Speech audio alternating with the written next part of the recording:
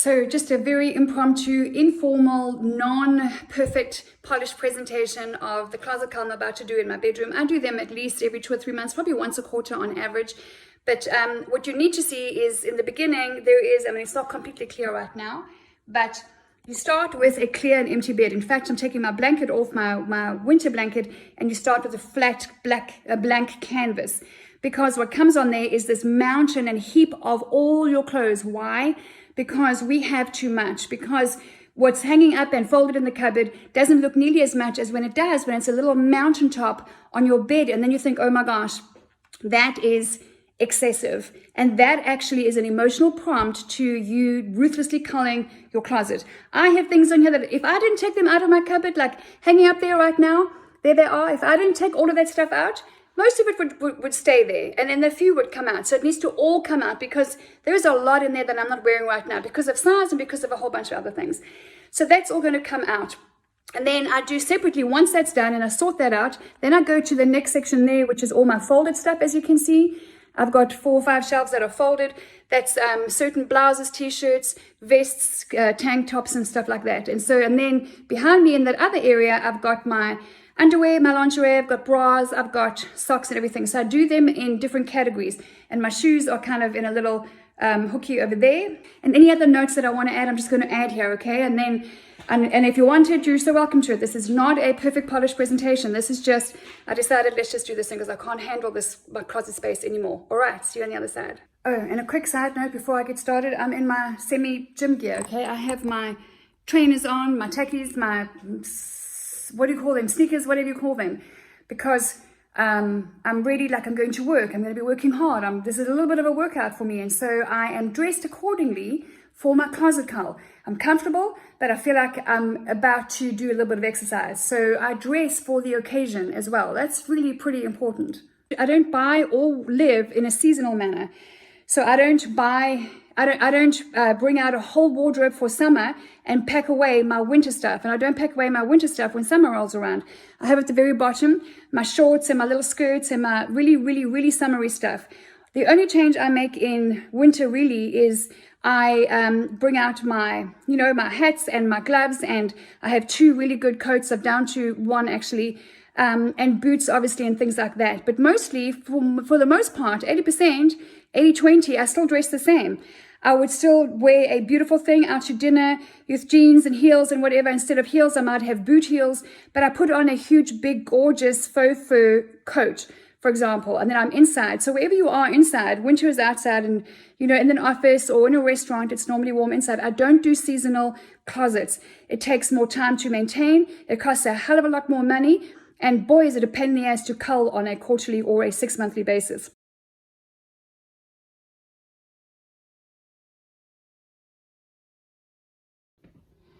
Now I want to stop and tell you what I'm doing for a minute. So first of all, what I held up just now was velvet hangers, okay? I've been talking about velvet hangers for years and years and years. These babies are non-slip. So I still have a few old, very good condition plastic hangers that I use for my heavier items, only because I just can't bring myself to throw these away. I don't use them in my day-to-day stuff. So this is what I use. Also, because apart from the fact that if whatever you put on, they don't slip, and they have this little groove in here as well if you want to use that hanger loop. But if you travel a lot, these things are super, super thin. Look how thin they are. And if you travel, you'll know that hotels never have enough hangers, just never do. And so I always take at least 6 to 8 extra hangers when I'm traveling. These are super easy to pack. And I get them either in black or hot pink, because black will always be back, and hot pink just energizes me. Oh, so the other thing that I'm doing is, so I'm culling, okay? It's all on the bed. All of my hanging stuff is on the bed. This is the top of the pile. It goes deep and it goes wide. And so the next step that I do is I separate what I'm keeping and what's going.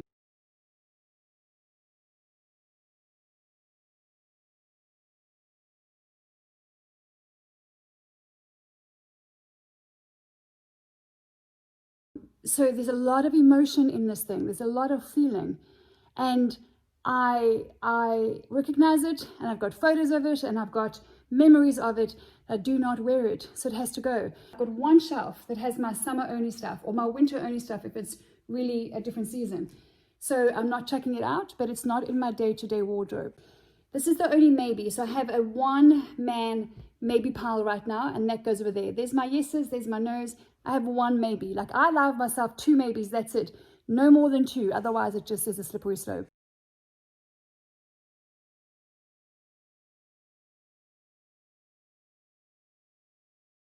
So that's the trick, okay? Don't even think about it. Just decide, do I wear it?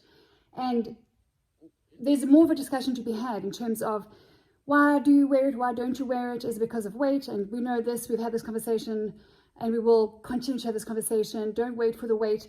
But the fact is, I love hot pink. I love silk. I love the brand Witchery. It's a very beautiful, high quality brand. It's not unaffordable at all. But I can tell you that the one time that I wore this, when I tried it on and I bought it, it's just beautiful. You can wear this over white skinny jeans with heels. You can wear this beautiful silk blouse with just so many things. You can dress it up, you can dress it down. But I have worn it twice in a year, and that is just unacceptable. That's breaking all my rules. And if I break my rules, then I'm off track. So that's why she has got to go. And on that note, you want to ask yourself, why have you only worn it twice in a year? And I remember when I bought it, I remember why I bought it, and I remember having a teeny tiny inch of doubt. And one of my shopping policies is, if in doubt, don't. If there is any doubt, a 1% doubt in the fitting room in the store is going to become a 99% doubt in your closet forevermore. That is just a rule. If you find something that you need to just slip on quickly to see that it still fits and it still feels good and it still does something for you, this is just like the hot pink one that I showed you just now. I've worn this a lot more, but I started not wearing it because of how I felt in the pink one. Because I always say, if you find something really good, then buy two of them. I mean, obviously it depends on what it is, and that's another conversation in more detail. But the black one actually is good, but I've been buying more black because I went up in weight, and my weight has been harder to get off the last while since I got into fireworks menopause kind of life. So this is actually something I love. It's got a little collar that sits up. It's also Witchery, and so the pink one goes, but the black one stays. But you must be prepared to put on a couple of things to see if you still like it and if it still fits.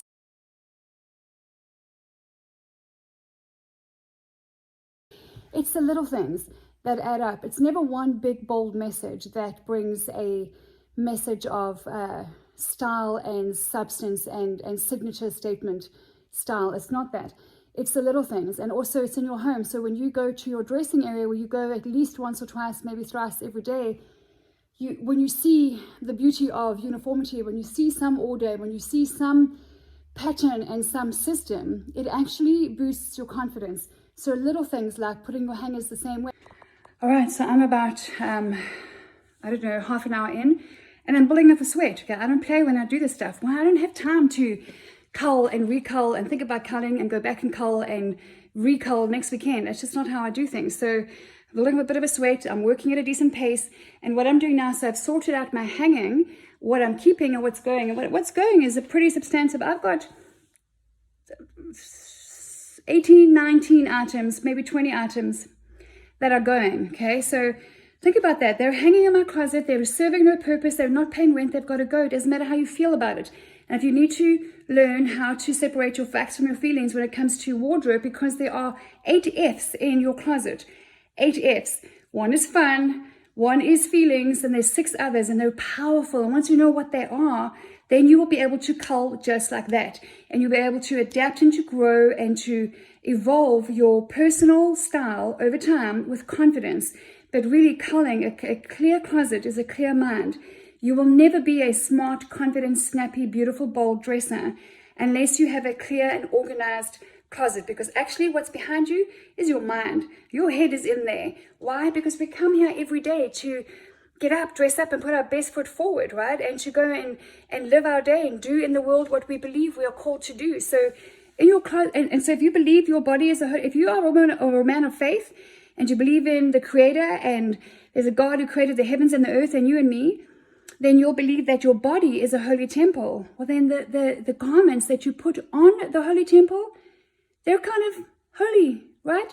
Not holy holes, holy, other holy. There's 2 kinds of ways to organize your closet, simple ways. You can either color code or you can item code. Now, color coding is something, it's pure preference. I love the fact that beauty and style is in the eye of the beholder. There is no right and wrong. How do we know? Because you can take any two stylists or any two fashion designers, any two interior decorators, and they will say, I love that. And the other one will go like, oh, that's awful. So I don't ever tell anyone that's awful, ever. That's just not okay. But it's really up to you. You've got to just figure out, what do I prefer? So I prefer to organize my closet by item. So I have sleeveless hanging, and then short sleeve hanging, long sleeve hanging, and then I have my jackets, so crop jacket, longer jacket, blazer, and then I have my sachets, which are my longer, I have a 3/4 and then long kind of like ankle length sachets. I've got at least, I don't know, I have a dozen sachets. I love sachets. They're just a signature style. So tops like this would hang, because I've had this for years and years and years, and it's lasted me so long because I hang it. So this would be near the front after my long sleeved blouses that are hanging. But if you prefer to do by color, then you can have all kinds of items here. You can have anything in the front, and it goes from obviously white, light, nude, darker, darker color to black eventually, of course. But you do it in a way that you've got to ask yourself, like, what makes sense for me? Am I drawn in? I want to see, okay, I want to wear red and black and white today, and so I go and pick a red blouse and some black jeans and some whatever. Or are you someone like me who goes, actually, I want to wear, I'm going to wear a t-shirt and jeans and my Adidas trainers. So what kind of t-shirt? Do I want white? Do I want blue and white stripe? Do I want my hot pink? And then all my white short sleeve t-shirts will be in one place. So you just got to figure out that for yourself. And it's a simple question, like, what do you prefer? There is no right and wrong on this. Don't be suckered into, there's a way to do it and there's rules, because it's usually elitist rules that make you feel excluded, and make you feel like you're failing, and make you feel like you don't know how to do it. You do know how to do it. Adam and Eve sewed their own garments out of fig leaves before God even clothed them, which means that you and I, the Adam and Eves in the world, it is in us, it's inherent in us to know this stuff. We've just been trained in the world that somebody else knows better. No, you know better, and I would love for you to become your own style guru. You know how to do this. Ask yourself the question, which of those two options do you prefer? Look at that. Can you see what disorder in your closet will do? Even the smallest thing, like not having uniformed black velvet hangers, is really getting on my nerves. And no, I'm not that kind of highly organized, naturally organized, facts and figures, perfectly Excel spreadsheeted kind of person. I'm actually not. I'm quite the opposite. But I do know that when I want to be productive and get what I want, when I open my closet, like when I come here in the morning and I do that, all I'm going to see is those two white hangers. So can you see how creating some order, the more order you have in your closet, the better it's going to be in your mind. But slowly but surely we have, so here I have my camis, so my floaty swing tops and my camis in, so they're item coded, but they're also color coded, all right? So I have my items, my camis, then my short sleeve, then I've got my long sleeve, then I've got my crop jackets that range in length, then I've got, that's also a jacket, that's a blazer, and then I've got a longer crop jacket, which is why it goes to the back, and then I've got all my sachets at the back and one long maxi cardi. So at the end of it, they are in item order and also in color order. And so finally, I am about to wrap up my hanging space, but another tip, do not bring your phone with you when you're culling. Switch it off, put it away, because there'll be distractions. So something else, if you have a man or a husband or someone in your life and you are not sure if he is someone who's going to be honest with you, give him a break, help him out, teach him, educate him, help him to love and encourage and edify you in a way that is good for you. So when I first met my husband, honestly, still 20 years later, I could put on anything. I could put on a Hessian sack and nothing else, and he would think that I look beautiful. I mean, he really does see what I don't see, which is amazing. But in the beginning, when we got together, and I would dress up and I would come down and say, what do you think, or how do I look? And he would say, oh no, that's fine. And then I went, okay. And then the second time we went out, and I came down and I said, what do you think about what I'm wearing? And he said, oh no, you look fine. You look, let's go. And then I was like, okay. So the third time I got ready for us to go out and he said, you look fine. I'm like, can I just have just 30 seconds of your time? He's like, yeah, sure. I'm like, I never aim for fine. Fine is not a standard that I aim for. I just want you to know, fine is not it's very average. It's like, okay, it's fine. It's like, let's just go. I would love to help you to give me feedback on what I'm wearing and how it makes you feel in a way that actually works for me and for you. So would you be up for a conversation over dinner? And he was so surprised. He was like, yeah, sure. He had never thought about it before, right? So don't expect your man to tell you how amazing you look if you just change one outfit or one item, because he may not know. Or you might have a man who's like so savvy about it, he will tell you. I have trained and encouraged my husband to give me feedback on a level that I know it's meaningful for me. And it's incredibly powerful, because to such an extent where I have a few times put on something that I haven't been sure of, and I've gone downstairs and he's gone, babes, it's not you, it's actually fine. And I've gone, thank you, I thought so too. So it's really powerful to bring your man in, or your partner, or whoever that is, and have the conversation over dinner and say, what do you like? What don't you like? What do you like that, is there anything that I wear on a lot that you don't like? It's really, really important, because you're doing life together. Your closet, that I'm almost finished with, thank goodness, is not separate from your life with your partner. So bring them in and help them and have a conversation over date night. It's really good. So I'm stopping right here for a minute. Hold in my hands, close to my chest, an item that I wore in Israel on my second trip to Israel with my coach and mentor, Danny Johnson, and my husband and my son.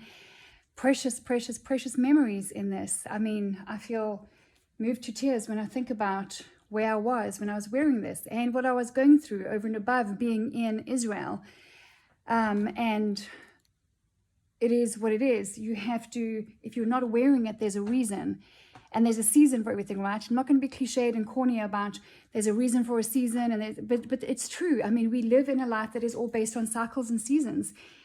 So I know that I'm facing menopause right now, so I don't wear it, but I love it. And actually, for years and years, I have humanized and had conversations with and thanked my clothing, because they really served me well, and I think they're beautiful. And I'm not saying I idolize them. I don't idolize. I don't. There was a time when I was like, oh my gosh, they're just so, it was my number one, but not anymore.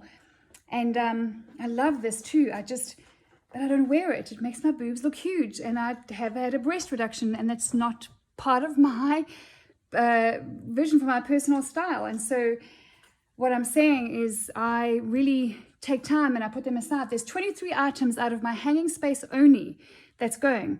So I have been kind of thanking my clothing for years and years. And then if you know Marie Kondo, she is this, you need to go and Google her. She's this beautiful, teeny tiny Asian little, I think she's Japanese.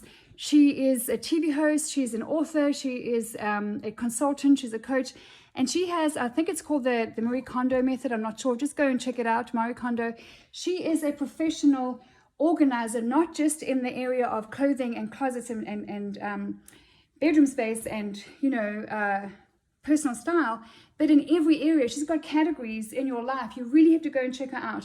And then a few years ago, well, whenever it was that I came across her, I saw how she thanked the clothing and departed with it, and thanked the home that she comes in. And she's very spiritual in her own, in her way. And I love that, because she's the only other person that I came across who actually thanks the clothing that, I mean, I know where I was. I wore this in Hong Kong. And it was perfect at the time, and I've worn it in a few other places, but I just don't wear it anymore. And so we really have to get to the nitty-gritty of, it served a purpose, it had a season. I do love it, but I can tell you this right now, it's going to look so much better on somebody else than on me. And I have a few people in mind, and maybe it goes to someone that I don't know, but beauty is not ours to keep. And inspiration is not ours to hold for ourselves. And so if something has served you well, like this, you fold it up, and I thank it. I'm like, man, I remember the time we were there, and I humanize everything. And so what if it makes me crazy? It keeps me sane, actually, to talk to my clothes. And I say thank you for that time we had together. I remember this with a teeny tiny pair of denim shorts in Florida with my gorgeous friend, Melissa. And we went, there's just a lot in clothing. It goes on your holy temple, which is your body. You need to remember that. I know I'm going on and on about detail, but it's the little things. And so depart with your clothing and thank them and just move them on and say, honestly, you think this is nothing? Where do you think the fabric comes from? The water that goes into the soil, water and soil made by God, and the silkworm made by God that produces silk, and the cotton that is made, okay, we can go on and on. This is holy stuff. And here's my one maybe at the end of the Cull of my hanging closet. I don't know. I am not parting with her. There's something about her that I feel is going to bring something special, so she stays. These little belt and scarf hangers are really useful if you haven't used them. I'm just collecting I've got a couple of belts in different places. I'm going to put them back on the hanger and put them back where they belong, hanging up so I can see them. I'm not using them lately because I'm not wearing my jeans and my pants with belts because I am up in weight, but they need to stay there and be ready for when I come back for them. All clear now to the shelves.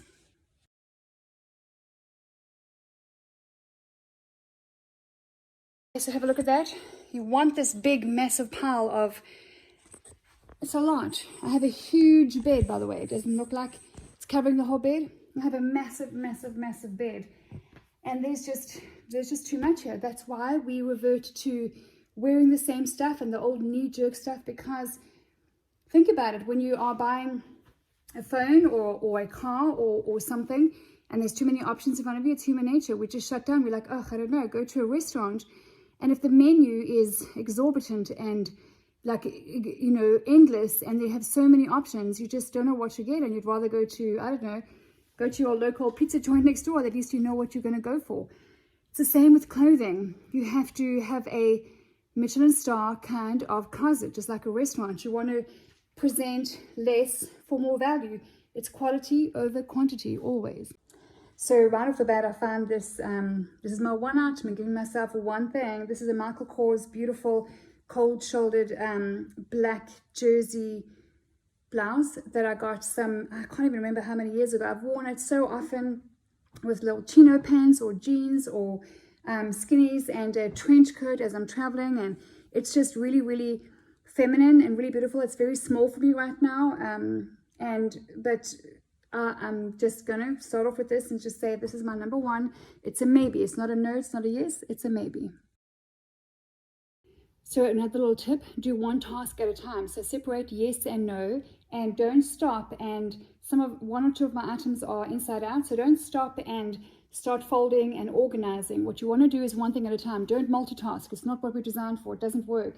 So separate one and two. So if it's inside out or it's upside down, whatever it is, just put it in the yes or the no category. And then the next step is we're going to sort and organize. The t-shirt is not the thing that turned it around for you.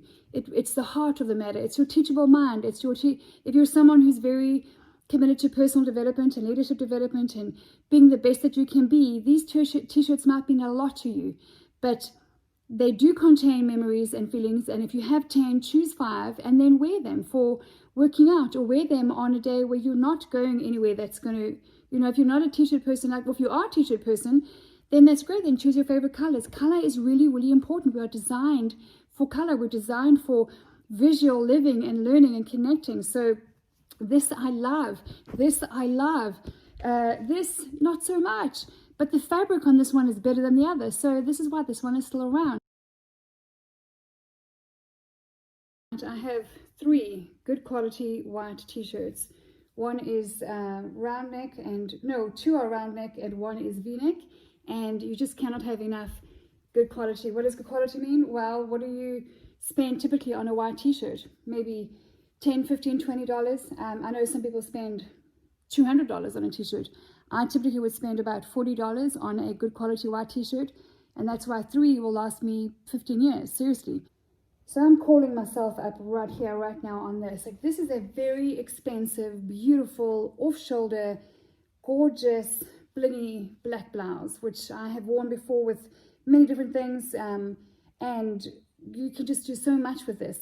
I have found this in my t-shirt pile. Like, what is it doing in my t-shirt pile? It's not okay. So don't push yourself under pressure for getting it right all the time. I even do this for a living, and I don't get it right all the time. So this is going downstairs now to my special closet. I have a little closet downstairs that is for the specials because they're special.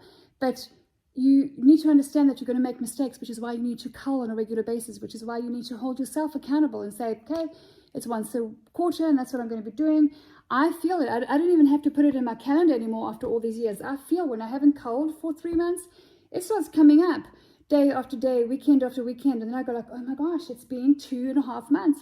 That's why I'm feeling this way. So when you make mistakes, then just tell yourself, you know what, that's awesome. I've got it. And this beautiful thing, she should not be under there. Like, I apologize to her.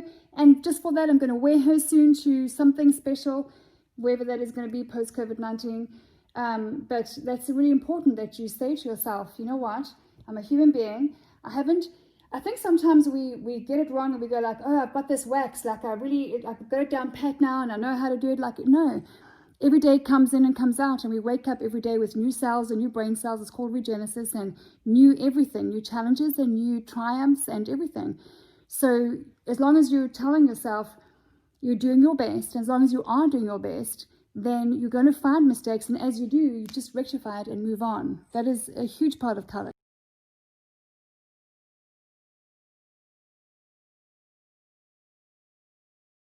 I've already got about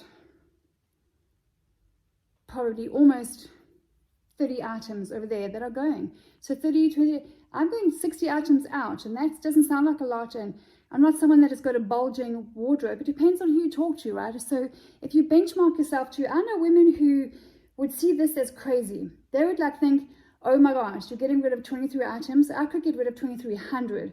I know, I have friends like that, and that's okay. It's not about that. It's about what works for you. This does not work for me. If I've got 23 items hanging and 30 sitting that are not being used, I'm not okay with that. That says waste to me. That says I'm doing something wrong in terms of what I'm getting and and it's not a guilt thing either. It's just like, hang on a second, something's not working. So it's always fine tuning, right? If you're a pianist, you're fine tuning your music making. If you play guitar, if you're singing, you're fine tuning your voice. Well, this is no different. If you just decide to invest the effort, especially the time, to learn a few things and to consistently repeat and apply and practice a few things, you'll be astounded at what you can do with shopping your own closet and taking your own challenges and trying new things. It's really important that you try new things on a regular basis. Why? Because your comfort zone is your dead zone. You may as well just climb into your coffin at night if you're not going to try something new. If you're not going to wear something new sometime, new as in different, then, just sleep in your coffin, man, because honestly, that is what it is your comfort zone is your dead zone. And we live in a visual world where every single person on the planet is visual, some more than others, but every single human being is visual. And we are surrounded by creation and inspiration and color and fabric and movement. And when you walk into a room, your personality, your value, your skills, your expertise, your business understanding and acumen is not the first thing that people see. It's what you're wearing. And so you need to walk into a room communicating your top strengths. And it all begins or includes the culling in your closet, in your bedroom. So I hope it was helpful. Shoot me any questions or messages that you have. And I encourage you to just set aside time and go cull that closet, because a clear closet is a clear mind and a confident, beautiful you.